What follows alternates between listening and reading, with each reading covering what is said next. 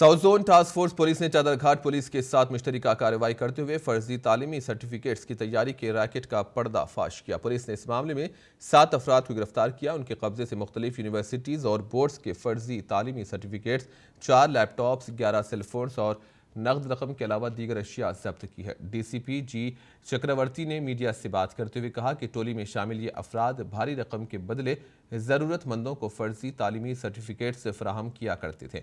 इन्होंने रैकेट का पर्दाफाश करने वाले पुलिस अहदेदारों की भी सताइश की।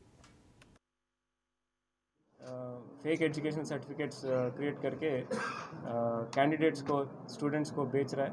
एक स्टूडेंट से 30,000 से 50,000 तक कलेक्ट कर रहा था।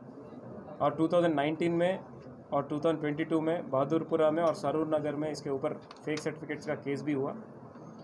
और ये जेल से छूटने के बाद भी का तरीका नहीं बदला और इनके एजेंट्स इरफान, शाहनवाज, जुबैर, सलमान, अब्दुल सत्तार, इनके मदद से कैंडिडेट्स को आइडेंटिफाई करना, उन लोगों से काउंसलिंग करना और